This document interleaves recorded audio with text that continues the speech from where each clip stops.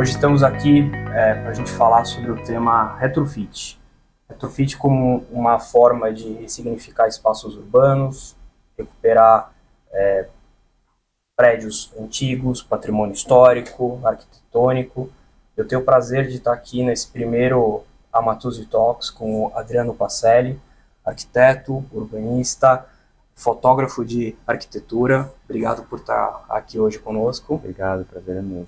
E eu estou com a minha sócia, Gabriela Pacella, que tem trabalhado muito nesses temas de retrofit. Obrigado também, Gabi. Obrigada a você, Bruno. Vamos lá. Eu acho que a gente pode começar, eu vou passar a bola para a Gabriela, para ela falar um pouquinho o que é retrofit, quais são os conceitos, os tipos, e aí a gente começa o nosso bate-papo com isso. Acho importante a gente começar por esse ponto, porque a gente tem o tema retrofit e a gente tem a reforma. Então, acho que a gente tem um pouco da mania de confundir os dois temas ou de não entender que existe uma diferença entre um e outro. A reforma nada mais é do que dar um tapa no imóvel, no prédio, então pintar, trocar um piso, fazer pequenas obras. O retrofit, ele já entra numa requalificação, né? Então, numa reestruturação de sistema hidráulico, sistema elétrico, elevadores, sistema de climatização, ar-condicionado. Então, a gente passa de uma simples reforma e muitas vezes até para uma alteração de uso, de residencial para comercial ou de comercial para residencial ou para outros usos até. Então, o retrofit, ele traz para a gente uma reforma mais profunda do que é a reforma mais simples, né? Não, super interessante. Aí eu queria trazer um pouco a sua perspectiva, Adriano, do ponto de vista de arquitetura, de urbanismo e até com seu olhar de fotógrafo mesmo. O que você entende? Qual a importância que você vê que o retrofit tem hoje no nosso cenário urbano e no nosso desenvolvimento urbano? Eu acho que, acima de tudo, até puxando esse gancho da diferença entre a reforma e a não reforma, né, que é o retrofit, é essa questão de ter um respeito pela alma do edifício e pela história onde ele está localizado. Então, existe uma pesquisa muito grande em cima disso. Não é uma simples reforma ou simplesmente vou derrubar o que eu quero, um projeto que eu faço da minha cabeça. Tem que pensar muito no que a alma daquele edifício traz para aquele lugar de benefício, de história. Sim. E, acima de tudo, o respeito, né, com esse entorno e com o que ele significa para as pessoas que vão utilizar ou já utilizaram aquele edifício. Né? Não, eu acho muito legal a gente ter essas duas visões, né? Do ponto de vista arquitetônico, é uma forma de preservação, é uma forma de respeito, mas acho que também há um viés de você reaproveitar, dar novas utilizações, revitalizar coisas que não estavam sendo usadas. Isso pode beneficiar o entorno, além de, logicamente, trazer investimentos, retornos interessantes para quem atua nesse setor. Talvez a gente pudesse entrar um pouco em casos ou usar casos práticos para a gente discutir algumas questões. Queria que você contasse um pouco o que você tem visto, quais são as suas visões e o que você acha que a gente precisaria ter de cuidado, enfim, qualquer um que queira entrar nesse setor, queira investir, quais são os cuidados que eles precisariam ter? Eu acho que o primeiro ponto antigamente tinha uma expectativa de que o retrofit, ele necessariamente faria com que o projeto fosse mais viável financeiramente. E hoje a gente já sabe que não é bem assim. Então, precisa-se de uma análise profunda, porque muitas vezes trocar toda a estrutura hidráulica, elétrica, elevadores e etc., ela custa mais caro do que propriamente destruir, construir um prédio novo. Então, acho que assim, o retrofit ele já vem, como o Adriano disse, com essa alma diferente. Então, ele tem que ter um propósito maior de realmente preservar esse patrimônio, né? Então, acho que esse é o primeiro ponto. Acho que tem que desmistificar de que porque é o retrofit, o custo ele vai ser melhor. Ele pode ser, em alguns casos ele é. Podem ter muitos custos escondidos ali, né? Exatamente. Tanto do ponto de vista de arquitetura, quanto do ponto de vista de aprovação, quanto de construção. Eu acho que esse é o mais comum, inclusive. Porque você vai trabalhar com algo que você não tem tanta informação, às vezes as plantas não são completas, Quando você começa a intervir, você descobre um monte de coisa que você não sabia, né? E são coisas que são desafios que eu acho que a obra traz, no caso do retrofit. Mas eu acho que vale a pena, né? No sentido de preservação, da gente ter esse olhar mais preocupado nesse sentido com a história. Eu acho que esse é um primeiro insight que a gente pode tirar aqui. O retrofit não é necessariamente uma forma mais econômica de se desenvolver um novo empreendimento. Talvez seja uma forma alternativa, interessante, que traz revitalização, que traz diversos outros atributos, mas é um business para quem sabe jogar. Você não pode achar que você vai comprar algo super antigo e não vai ter custos ali que muitas vezes você não consegue conhecer ou contabilizar. Então acho que esse é um ponto super relevante, mas enfim, pode continuar, interrompi você. Não, imagina. E eu acho que esse ponto, ele traz outro, né, que aí a gente já vai para uma perspectiva um pouco mais jurídica. Então, os clientes que a gente atende aqui, a gente sempre orienta a não comprar, não ter um contrato sem estar a aprovação vinculada, porque se você não tem a aprovação desse projeto que você quer desenvolver, desse retrofit que você quer fazer, se você não tem a garantia dessa aprovação na prefeitura, você está correndo o risco que você não sabe qual é. Como a gente costuma dizer muito aqui, você está assinando um cheque em branco, né? Então pode ser que você não consiga fazer a reforma que você quer fazer, as obras que você quer fazer, alterar o uso da forma como você pretende fazer, como seria viável, inclusive financeiramente fazer. Então, assim, a gente sempre tem essa orientação aqui de que esse aspecto de aprovação ele seja considerado, e também pela questão técnica, porque quando você entra com uma auditoria técnica no imóvel, que você consegue ver, né, qual que é o impacto, todas as obras que você vai ter que desenvolver ali. Então, muitas vezes, só ter a diligência jurídica não é suficiente. Então, acho que um primeiro ponto para trazer aqui, sobre essa perspectiva jurídica, é a importância de atrelar a aprovação do projeto na prefeitura à efetivação do negócio. Eu acho que a gente já pode puxar um gancho nesse sentido, falando do período, né, do tempo, porque isso demanda mais tempo do que simplesmente começar algo do zero, porque uma aprovação de um projeto cru é mais fácil. Se vai mudar o uso, demora mais, você tem que olhar o zoneamento, você tem que buscar toda a história do edifício, ver se você encontra as plantas, também precisa de aprovação com bombeiro. Então não necessariamente tudo que o arquiteto pensa de primeiro momento vai ser aprovado, entendeu? É preciso uma pesquisa muito profunda e às vezes isso demora mais, assim. O que a gente tem visto de alguns clientes aqui é que, de fato, né, tinha, assim, muitas vezes aprovar um retrofit há pouco tempo atrás era um período que era muito maior do que você aprovar uma construção do zero. Mas como a prefeitura vem tentando incentivar aqui em São Paulo esse movimento, o que a gente tem ouvido é que essas aprovações, assim, têm demorado cerca de 4, 5, 6 meses. Nem todas, né? As que são um pouco mais simples, mas que já é um grande avanço, né? Nossa. Pensando que até pouco tempo era no mínimo 1 ano e meio, 2 anos, quando isso, né? Então, acho que tem um movimento também aí do poder público de tentar incentivar essa...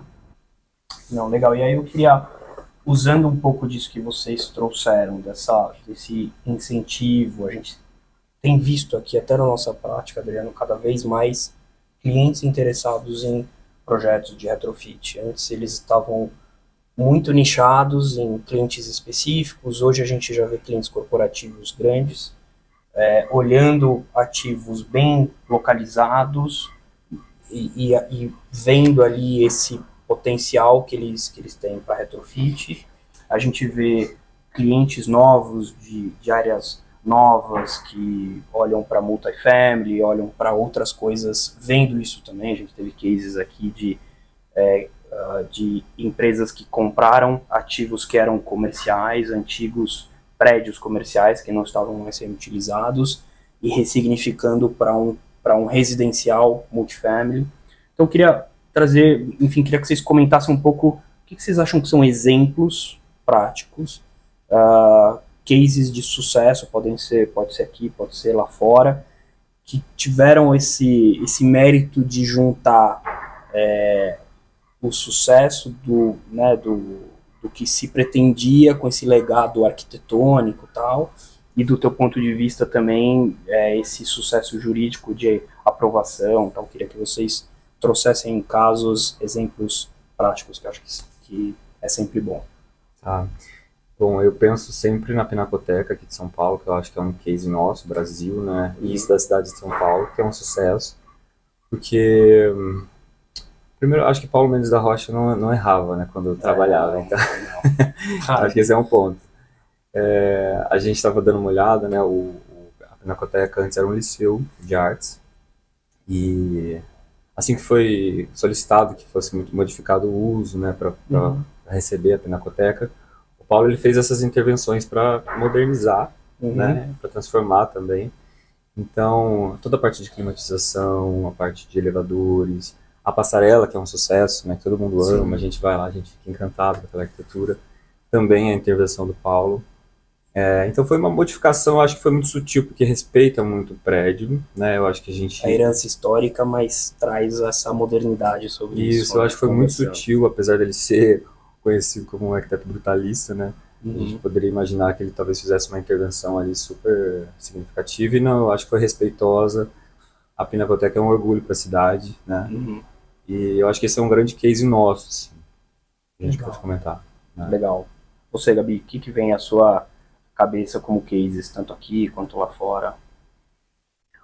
Olha, aqui na cidade de São Paulo acho que a gente tem vários exemplos, principalmente no centro, né, com essa tentativa do poder público em conjunto com as entidades privadas a tentar fomentar essa requalificação do centro. Mas acho que uma também em linha com a Pinacoteca é o Farol Santander, né, que era o antigo Banco do Estado de São Paulo e que passou por essa modernização também e hoje é também um ponto turístico aqui da cidade, super procurado. O projeto ficou lindo, então por anos ele foi conhecido como acho que o prédio mais alto da América Latina. E acho que é um case, assim, muito bacana. A gente tem case em Nova York também, né, Bruno?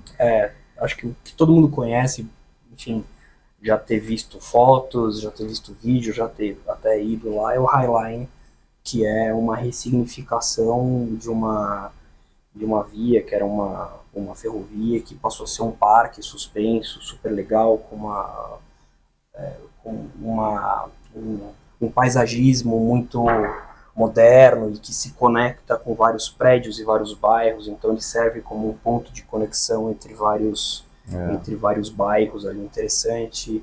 Muita gente usa para correr, muita gente usa para passear, ou para o próprio commute ali, saindo de onde trabalha para onde mora.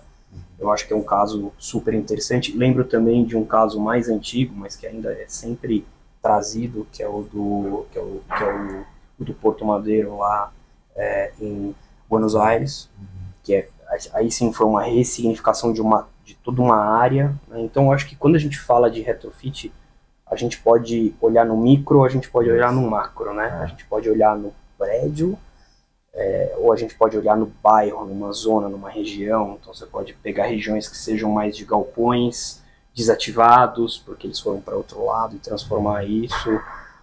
Você pode pensar em um parque, em um museu, e você pode pensar na reutilização de prédios mesmo, né?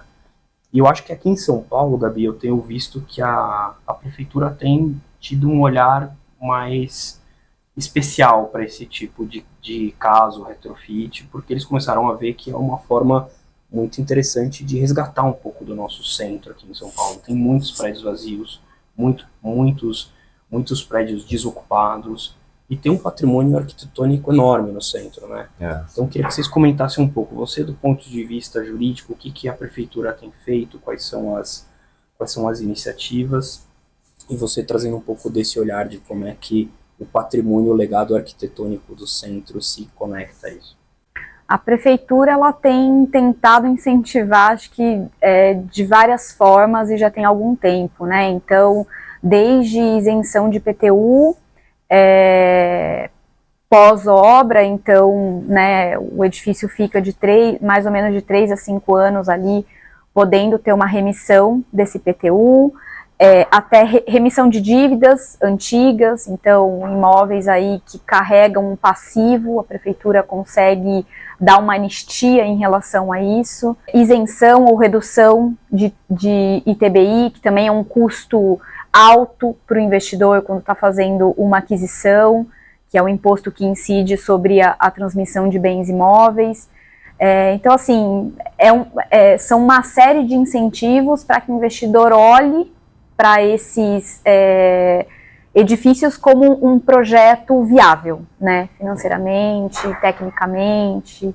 Então, acho que, de fato, aqui na cidade de São Paulo, a gente consegue ter essa visão, né, esse apoio do município.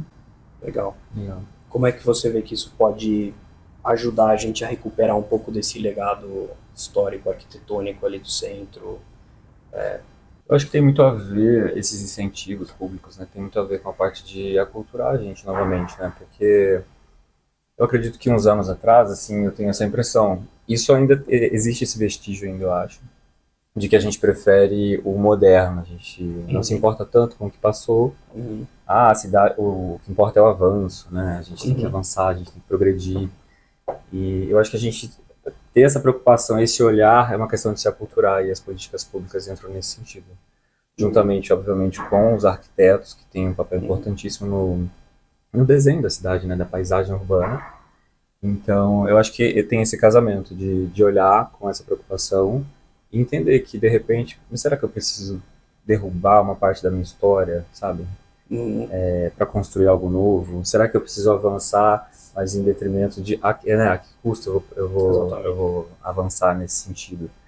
Então, acho que é mais nesse sentido, assim, esse olhar, sabe? Não, legal. Eu acho que as políticas públicas, quando bem feitas, elas têm esse poder de trazer impactos positivos em diversos pontos, né? Diversos pontos. Então, acho que, eventualmente, retirando um pouco do custo, criando esse incentivo financeiro, você ajuda investidores a fechar a conta e, inclusive, eventualmente compensar problemas que possam existir ou que possam acontecer em função do que a gente acabou de dizer aqui. Quando você compra um projeto de retrofit ou está investindo em um projeto de retrofit, você não sabe necessariamente o que você vai encontrar de dificuldades técnicas. Sim. Por melhor que seja a sua auditoria técnica, sempre vai haver algum nível de incerteza, e eu acho que esses incentivos ajudam a eventualmente compensar, tendem a melhorar, né, os números, retornos, isso traz esse dinheiro, eles tira dessa força de atração dos novos polos, Faria Lima,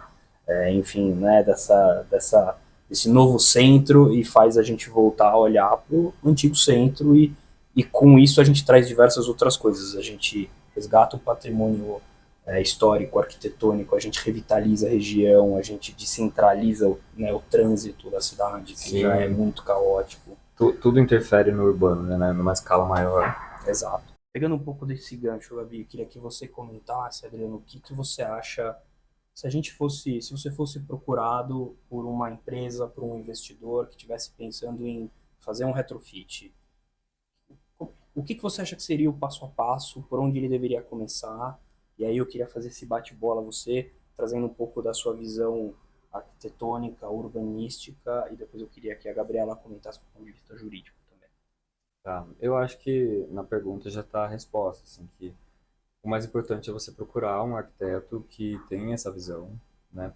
Pense no urbano, porque a gente sabe que tem de tudo, né? Tem arquiteto que talvez não se preocupe muito com isso, mas se é do interesse da pessoa que está investindo, eu acho que é importante fazer uma pesquisa e procurar um arquiteto que faça esse tipo de pesquisa também, e pensar sempre no longo prazo, eu acho.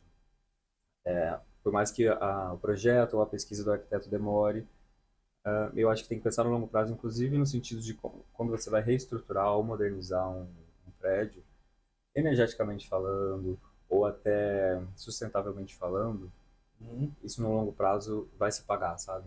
Então, ter essa mentalidade, eu acho que é um Eu acho que é interessante isso, só antes de passar para você, Gabi, se eu pudesse traçar um paralelo, quando você vai fazer uma nova construção, primeiro você faz ali um estudo de massa, sem se preocupar tanto com as características do que estava ali antes, você só olha a área que você vai ter, um estudo de massa, o que você poderia fazer, e esse refinamento ele vem depois, de você viabilizar o negócio, a aquisição, a permuta.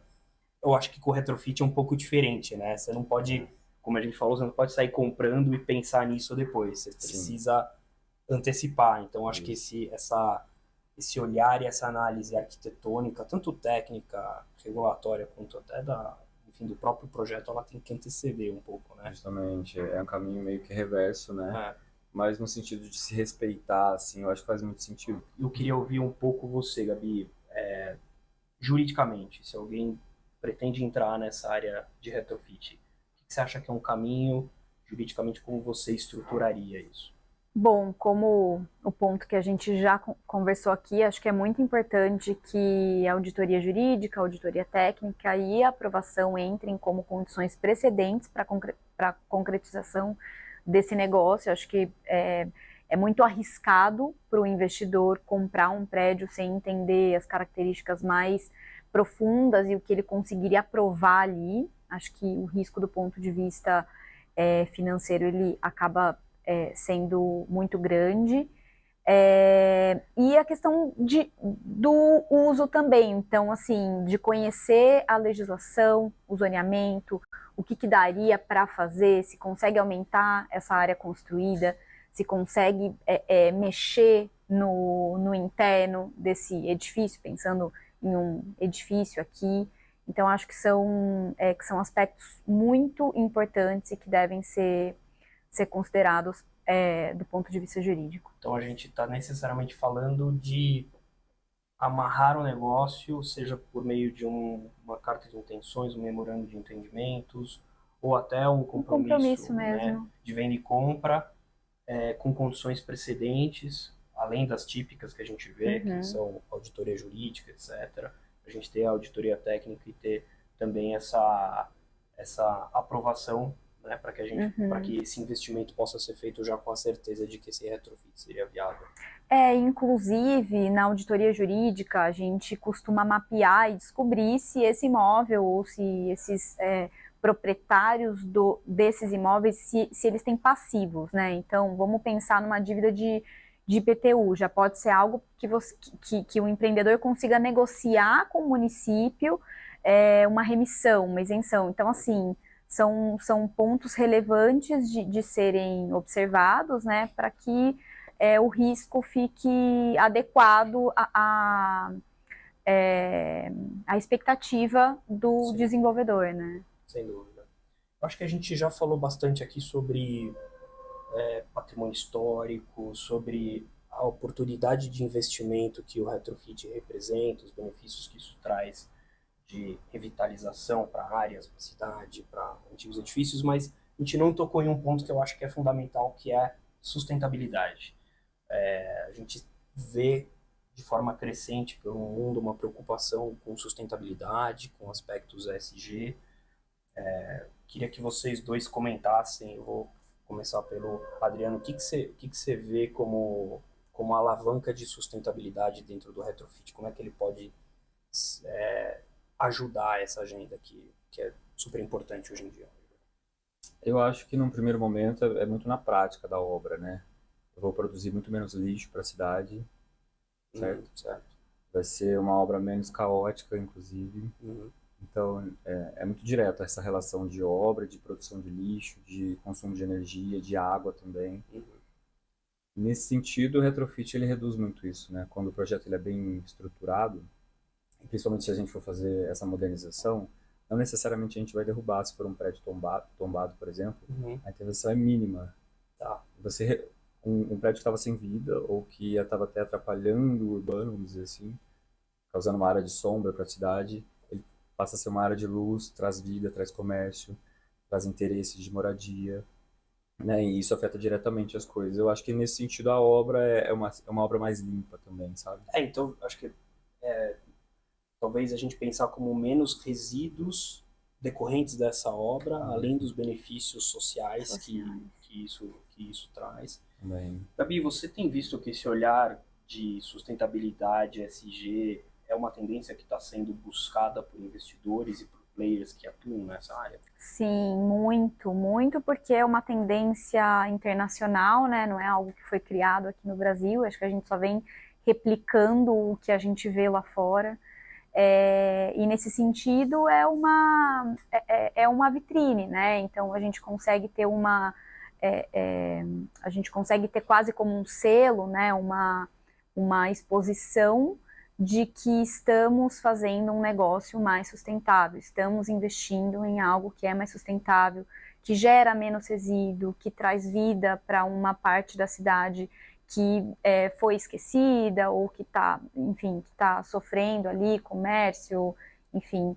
Então, eu acho que a gente consegue pegar todas as letras do ESG, né? É algo que realmente traz um impacto muito positivo do ponto de vista de investimento para o investidor. Então, tentando fazer um wrap-up aqui, um resumo de tudo que a gente falou, encaminhando um pouco para o futuro, queria desafiá-los aqui a entender o momento que nós estamos aqui no nosso mercado de retrofit, olhar um pouco para o futuro. Os investimentos de retrofit, na sua visão, Gabi, eles têm crescido? A gente está para trás com relação a outros países? Ou a gente já está entrando nessa onda? Estamos um pouco atrasados ou ainda é tempo? Estamos um pouco atrasados, eu me arrisco a dizer isso, porque o que a gente vê é um movimento muito grande de retrofit nos grandes centros. Então, São Paulo, Rio de Janeiro, Curitiba. Então, assim, mas quando a gente parte mais para o interior, acho que a gente acaba se perdendo um pouco. Acho que essa tendência ainda não chegou lá. Então, acho que ainda estamos um pouco limitados quando, sei lá, comparado a outros países. Mas acho que é uma questão de tempo, né? Da gente também entender que faz sentido, que é importante, né? De várias perspectivas, de que é bom, de que é viável. Então, acho que estamos no caminho. Você, do ponto de vista de arquiteto, arquitetônico, você acha que a gente está para trás? Você acha que a gente tem um caminho longo a percorrer? Qual que é o seu Eu acho que a gente está engatinhando ainda nesse sentido, né? Eu tenho uma visão um pouco mais pessimista, mas eu acho que é muito do que eu sou, como formação como arquiteto, também como fotógrafo. Eu tenho essa paixão pela história, essa conexão. Então, eu sei que não é de todo mundo e também não é a nossa cultura. Como eu comentei no início, o Brasil não tem muito essa cultura de preservar, então... eu até brinco, às vezes a gente vai para a Europa para quê? Né? A gente quer ver o que é antigo, senão não faria sentido. Exatamente. Né? E lá a gente encontra muito retrofit, a gente encontra um tipo de restauro diferente do nosso, né? E eu uso dizer, até desculpa interromper, essa coexistência entre o antigo e o moderno lado a lado. Aqui a gente tem o antigo de um lado da cidade, o moderno de outro lado. Justamente, é segregado, né? É nesse sentido que eu falo que o restauro é diferente. Lá é permitido algumas coisas que aqui ainda não. Geralmente quando é tombado um patrimônio que ele fica tombado literalmente, né? Tipo, não se toca quase. O restauro é muito sutil no sentido de preservar como ele era assim quando ele foi feito, né? Eu acho que essas coisas a gente ainda deveria flexibilizar um pouco. Eu acho que é assunto para se discutir entre prefeitura, poder privado, os cidadãos, né? Tem muitas questões, muitas camadas envolvidas. Mas eu acho que a gente ainda está engatinhando, tem muito caminho a se percorrer nesse sentido. Eu acho que esse olhar que a gente tem comentado dessa preocupação, a gente já começou, já é um bom caminho. E, bom, é isso. Eu tenho visto muito pela cidade, assim, eu sempre comento com a Gabi, inclusive, que é principalmente em Campinas, onde eu moro também, né? Eles estão passando por cima de tudo, sabe? Tem bairros históricos do centro, Cambuí, que são importantes para a cidade, que são um exemplo. E às vezes não dá tempo de tocar no assunto. Eu percebo até que tem aquela. Eu acho que é um ponto importante da gente falar. Eu não sei como funciona isso juridicamente. Se existe um interesse, por exemplo, num casarão lindo, histórico, mas a gente quer fazer uma farmácia lá. Tecnicamente não se poderia fazer, ou teoricamente, por causa desse. Muitos dos edifícios não são tombados, mas alguns deles são patrimônios e todo mundo entende como patrimônio, certo? em dado momento eu consegui uma liminar Uhum. para que seja derrubado para fazer aquilo. E numa madrugada, da madrugada de hoje para amanhã, eles conseguem derrubar e já se perdeu aquilo, sabe? Então eu vejo isso muito acontecendo e eu acho que nesse sentido a gente tem muito a melhorar ainda, sabe? Eu costumo ver isso, se eu puder dar minha opinião aqui, como uma forma, acho que é o sintoma de uma distorção que a gente vive. Muitos players, muitos investidores, muitas empresas de varejo, elas olham exclusivamente para o número, o que é mais barato fazer, o que é Sim, mais rápido fazer, é, e não pensam necessariamente no valor intangível que elas vão ter em ter, por exemplo, uma farmácia instalada em um antigo casarão que foi adaptado para ser aquilo, ou seja, não vai ser mais uma farmácia de esquina com o mesmo molde arquitetônico que eles têm no Brasil afora, que certamente tem ganhos de escala para eles, isso é inegável, sim, mas que vai trazer um pouco de um ar diferente, né? Eu acho que falta um pouco dessa visão em muitos players sim, e isso acaba pressionando ou criando espaço para essas discussões jurídicas de visões mais fundamentalistas de que ali não poderia ser nada a não ser aquilo que tem ali um patrimônio histórico. Então não se permitiu uma revitalização daquilo, uma reutilização daquilo. porque as pessoas não entendem o retrofit justamente. Exato, é. Uhum. Então acho que a gente acaba caindo nessa discussão arquitetônica que muitas vezes envolvem esses órgãos que cuidam, né, desse patrimônio tombado, com uma visão fundamentalista de um lado, que tende a não permitir praticamente nada, nenhuma intervenção, e uma visão desenvolvimentista assim, total do outro lado, que prefere passar por cima, tirar aquilo e construir algo novo, geralmente sem nenhum valor estético, arquitetônico, histórico. Enfim, Sim. Isso eu acontece acho muito ainda. interessante. Eu olho com pesar, assim, porque é numa escala muito rápida essa transformação. Uhum. E eu acho até violento, assim, é Uhum. difícil de conviver com esse tipo de coisa na É cidade. visualmente violento e É, eu e o Adriano a gente comenta muito, a gente conversa muito sobre isso, porque nós dois somos entusiastas da arquitetura mais antiga, né? E, e eu acho que assim descaracteriza e perde mesmo toda a estética e toda a história. Então acho que a gente perde muito quando a gente passa de uma visão é, a gente passa a ter uma visão só puramente financeira. Então, o que é mais rápido, o que eu vou é, ganhar mais dinheiro, e deixando todo esse outro lado né, histórico mesmo de lado. E um outro ponto também é que a gente fica completamente com uma cidade sem personalidade. sim, Então, eu costumo dizer, eu falo que são casas com cara de impressora, né? Casas, edifícios, Impressora 3D, né? Que faz. impressora, assim, é tudo quadrado, com as janelas quadradas, então, assim, o que a gente quer deixar de legado, né? Eu acho que no fim do dia é um pouco isso. Quais são os rastros que a gente, como brasileiro, que a gente, como sociedade, a gente quer deixar? O que a gente está deixando para trás? Um monte de farmácia todos iguais, né?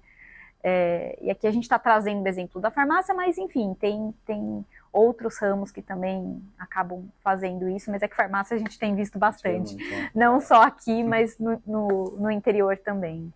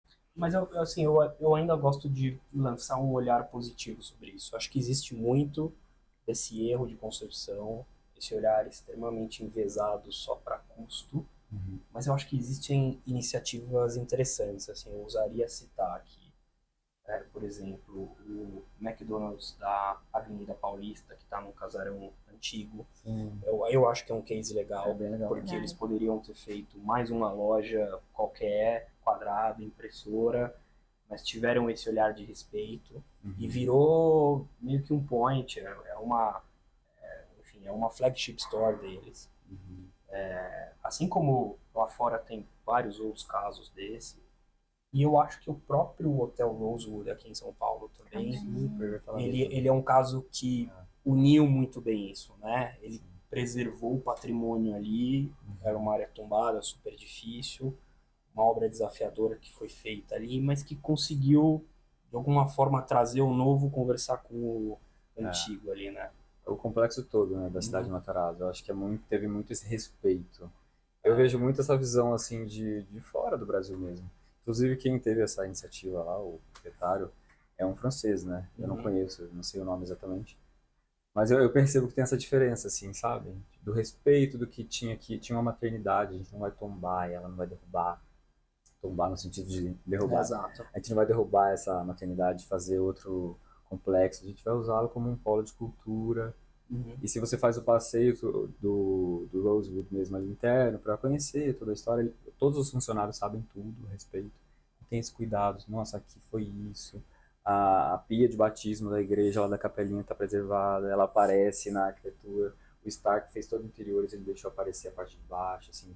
São cuidados e isso tudo a gente, todo mundo gosta, na verdade. Eu acho que Uhum. torna os edifícios tão mais interessantes, né, Mais icônicos, né? do que um caixote que é coringa, que pode virar uma loja, pode virar uma concessionária, pode transformar numa farmácia, enfim. É isso que está acontecendo, tá descaracterizando demais. Eu acho que eu também não sou totalmente contra as transformações, eu acho que elas podem ser positivas e elas são necessárias muitas vezes. Tem projetos que não têm estrutura para receber um retrofit, né? A Sim. estrutura do edifício não vai aguentar. Então acho que são coisas a se discutir, tá tudo bem. Mas Uhum. assim, passar o trator em cima de tudo, sem que a gente tenha esse cuidado, que é o que me preocupa, né? E tem uma frase que eu gosto muito que diz: se eu não sei de onde eu vim, eu não sei para onde eu vou, né? Eu olho muito pensando na arquitetura sempre com essa frase na minha cabeça, sabe? Você não tem a referência do que era antes, né? Da minha história, do que era a minha cidade. O que que eu vou me tornar lá na frente? Qualquer coisa, né? O que vier eu vou aceitar. Então, acho que são pontos também, né? Não, muito legal. Acho que com essa frase a gente pode terminar com chave de ouro, Com né? Queria certeza. agradecer muito, obrigado, os dois aqui, Adriano, Gabriela. Acho que foi um papo super legal. A gente conseguiu trazer um pouco de contexto sobre retrofit, explicar o que, que é, tendências, dificuldades, trazer insights para quem está pensando em investir nesse setor, tanto do ponto de vista jurídico quanto do ponto de vista arquitetônico. E eu acho que a gente começou muito bem a nossa série do Amatosi Talks. Obrigado de novo. Obrigado, eu que agradeço. Obrigada, Bruno. Obrigada, Diana.